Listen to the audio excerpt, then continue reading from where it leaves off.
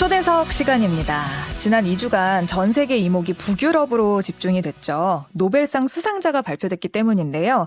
스웨덴 출신의 화학자 알프레드 노벨이 남긴 유산을 바탕으로 1901년 제정돼서 올해로 122회째를 맞은 노벨상. 수상자 발표 기간에 스웨덴 현장 분위기부터 노벨상에 담긴 숨은 이야기까지 자세하게 들어보기 위해서 하수정 북유럽 연구소장 스튜디오에 모셨습니다. 안녕하세요. 안녕하세요. 반갑습니다. 저 지난주 내내 그 저녁 시간쯤 돼서 되게 긴장됐었어요. 물론 내가 모르는 사람들이 받겠지만 한 명 한 명씩 발표가 되잖아요. 네. 근데 우리나라에서도 이렇게 떨리는데 스웨덴 현장의 분위기는 어떨까 되게 궁금했었어요. 어때요? 사실 진짜 스웨덴에서는 10월 첫째 주 월요일부터 발표가 시작되거든요, 항상.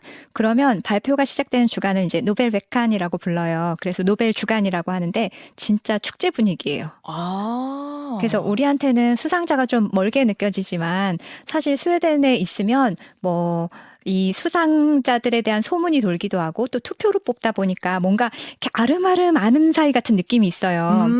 그래가지고 추천 과정부터 투표까지 소문이 원래 비밀이지만 안 새나갈 수가 없잖아요. 그러다 보니 이게 수상 발표하는 날은 원래 그 직전에 투표로 선정을 하거든요. 그러면 발표할 때 이제 학부생들 이렇게 각각의 학부생들은 정말로 생방송으로 그걸 모여서 지켜봐요.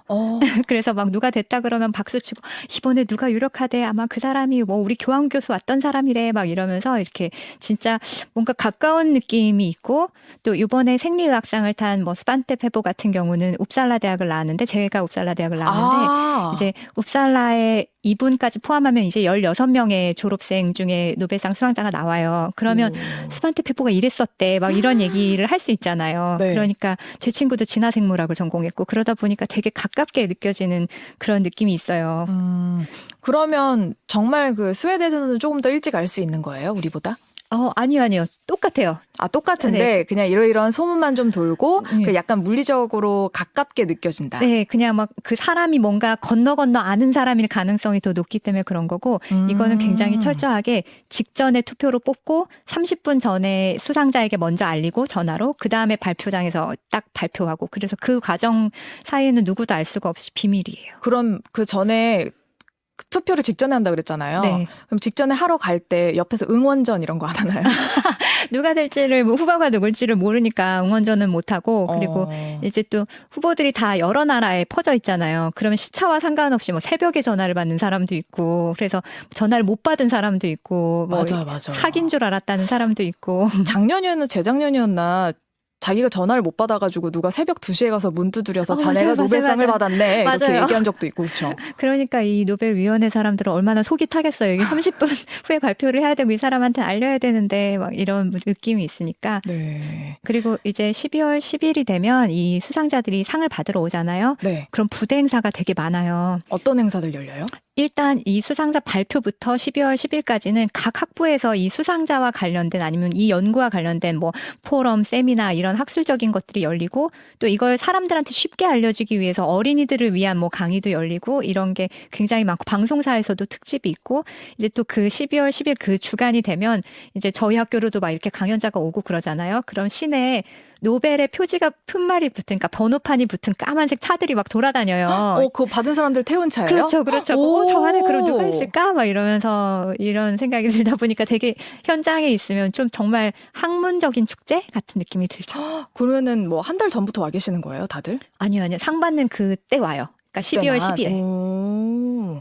근데 어떻게 선정되는지 저는 그게 되게 궁금했었어요. 왜냐하면 전에 노벨상 후보에 올랐다, 안 올랐다, 그걸로 도박하시는 분들도 있고 막 그렇잖아요. 근데 네. 정작 후보가 명시되지는 않는다라고 하기도 한 것 같고 뭐가 맞는지 모르겠었어요. 이게 사실은 10월 첫째 주 월요일에 발표가 시작되잖아요. 그러면 내년의 상은 벌써 9월에 시작이 돼요. 그래서 지금은 10월이지만 네. 이제 이번 전달인 9월에 3,000명 정도 노벨상 추천을 할 수 있는 권한을 가진 사람들이 있어요. 전 세계에 흩어져 있죠. 그러면 노벨 재단에서 비밀로 우편으로 이 사람들한테 추천을 해달라는 그 초청장 같은 걸 보내요. 그러니까 세계에 있는 그냥 전 세계에 익명의 3,000명에게. 네, 익명은 아니고 이제 조건이 있는데 이전에 수상을 했던 사람이라든지 아니면 어떤 조건을 갖춘 학부의 뭐 교수라든지 아니면 그 카롤린스카 의대 사람 아니면 할리먼의 회원 뭐 이런 식으로 이런 사람들이 있어서 이제 그런 사람들한테 보내면 이 사람들이 이렇게 추천서를 이 사람이 요즘에 이런 연구를 했는데 좋아 보이더라 이러면 이제 이런 추천서를 내년 1월 31일까지 보내면 그래서 이제 누가 후보에 올랐대 이런 말을 하는 게 누군가 내가 추천했어 이렇게 말을 하면 그게 새 나가는 거겠죠. 그래서 뭐 트럼프가 후보에 올랐대 이런 얘기도 사실 노르웨이 어떤 국회의원이 내가 추천했어 이 얘기를 하면서 이렇게 새 나가는 거였기 때문에 비밀 아니에요? 비밀이에요. 원래는 비밀인데 뭐 사람 일이다 보니 그럴 수가 있고 그리고 3,000명의 입을 막기에는 그쵸. 너무 힘들다.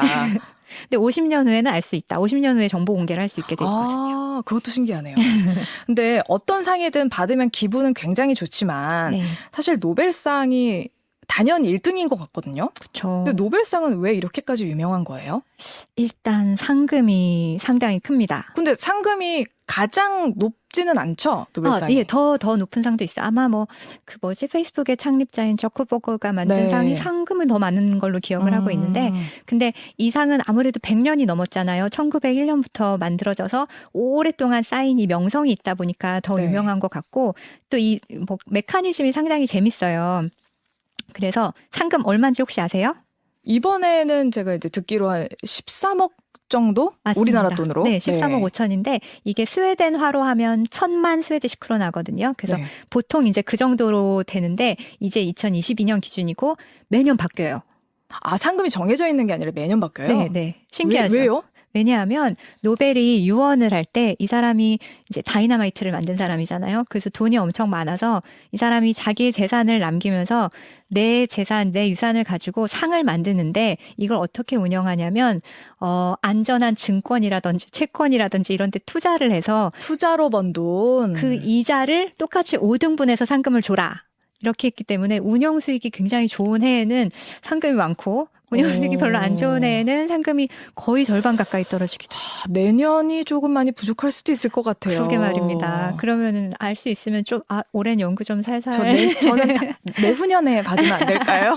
그런 식으로 그럴 수도 있겠죠. 네. 근데 더 재미있는 거는 노벨상 하면 떠오르는 금메달 있잖아요. 네. 이 금메달의 두께도 운용 수익에 연동해서 얇아지기도 하고 두꺼워지기도 하고. 그건 이제 상금이랑 별개로 주어지는 거죠. 네, 그렇지만 이것도 나누기 위해서 그 비용으로 처리를 하기 때문에 두께가 얇아졌다가 두꺼워졌다가 합니다.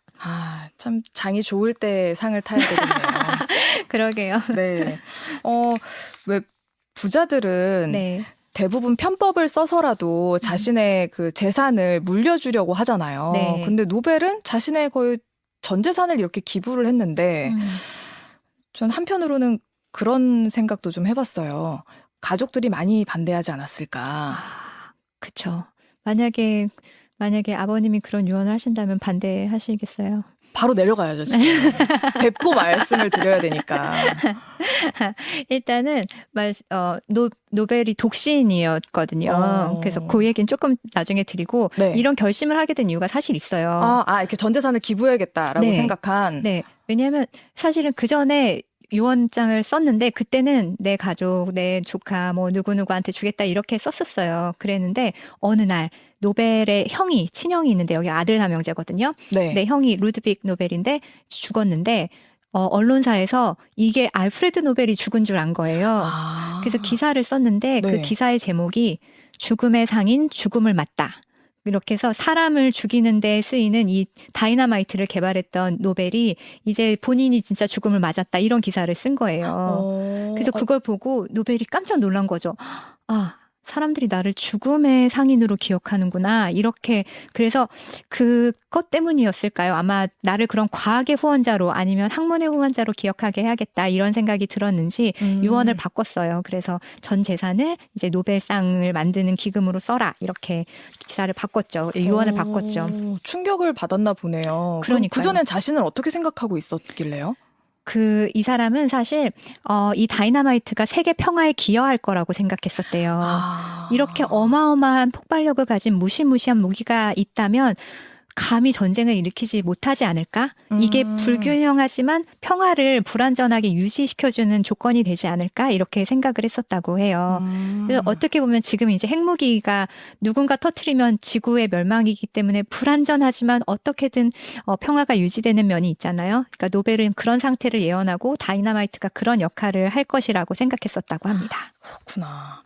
그러면 이제 유서를 바꿨다고 하니까 그 1차 유서에 있던 사람들은 굉장히 서운해했을 것 같아요. 그쵸. 어마어마한 서운함이 있었겠죠. 네. 재산이 지금 4천억 정도 되는데, 그래서, 조카들하고, 그 다음에 같이 일을 돌봐줬던 정원사, 뭐, 비서, 이런 사람들한테 이제 상속금을 확 대폭 줄여가지고 이렇게 됐는데, 그런데 사실 이 노벨상을 만들게 된 데는 노벨의 비서였던 라그나르 솔만이라는 사람이 있는데, 이 사람이 사실 잘 알려져 있진 않지만, 이 사람이야말로 정말 노벨상이 존재하게 했던 사람인 것 같아요.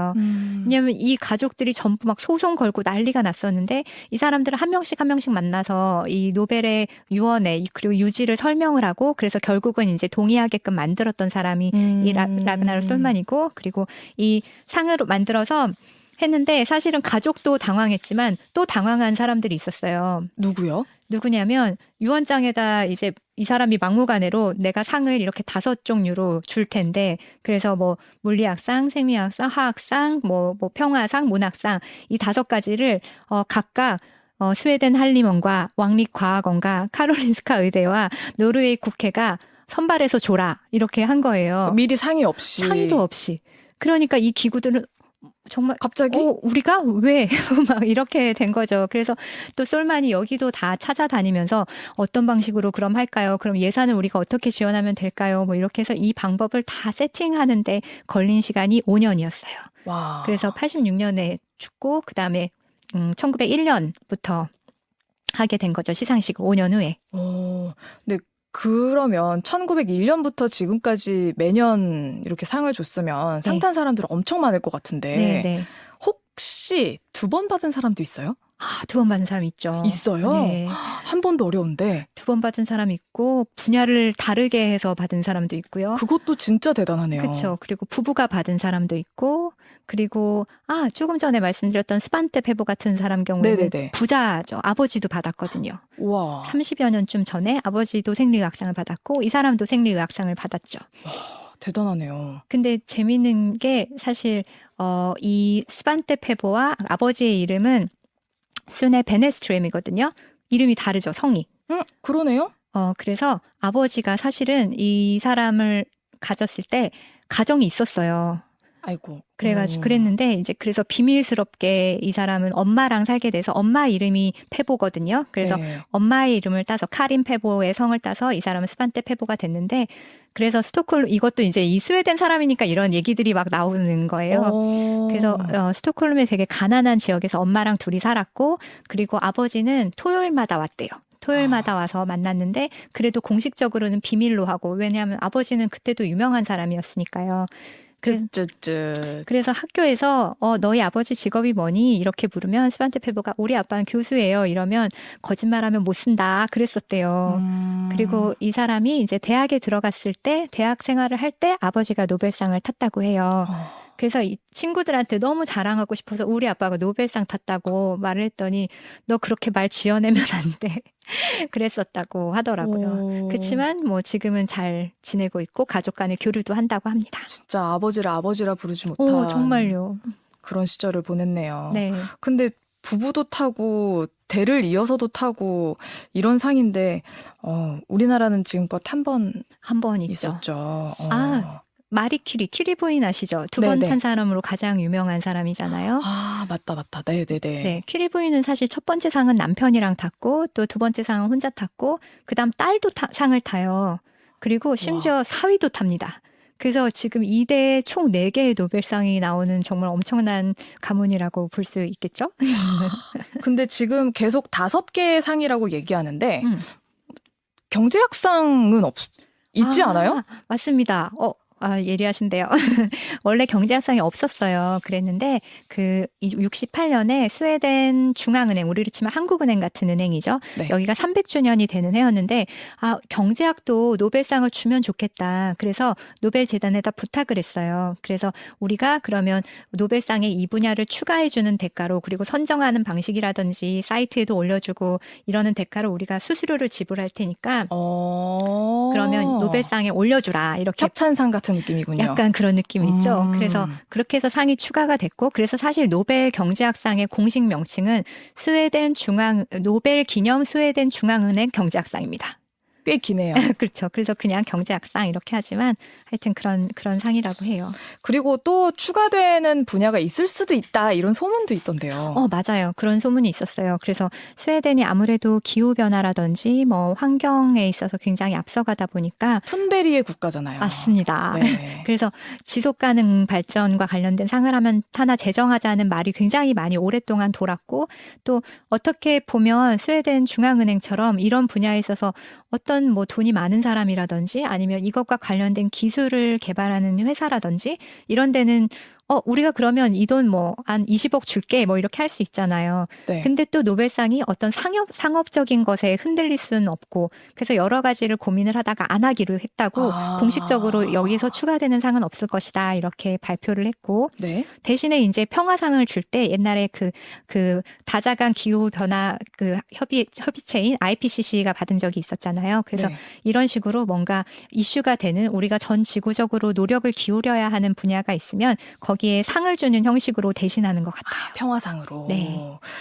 그리고 또 한 가지, 노벨상을 받으려면 하나 갖춰야 할 게 장수다. 맞습니다. 라는 얘기가 있더라고요. 그러니까요. 사후에는 못 받는다고. 사후에는 못 받죠. 사후에는 못 받을 뿐만이 아니라 이게 노벨상이라는 것이 과학 같은 경우는 시간이 지나면 발명이 또는 결과가 달라질 수가 있어요. 실제로 그런 일이 있었거든요. 그러니까 노벨상을 줬는데 몇 년이 지나서 이게 아니었네 이런 적이 한 번 있었어요.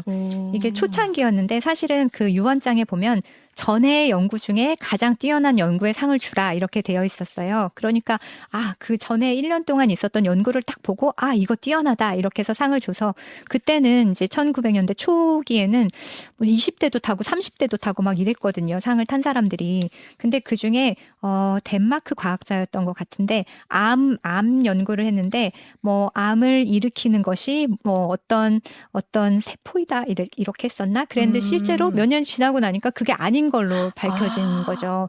그래서 그럼 준 거는 취소는 못 시켜요? 취소는 못 시켜요. 이미 준 것이고 그 당시에는 최선을 다해서 결정을 한 것이었으니까요.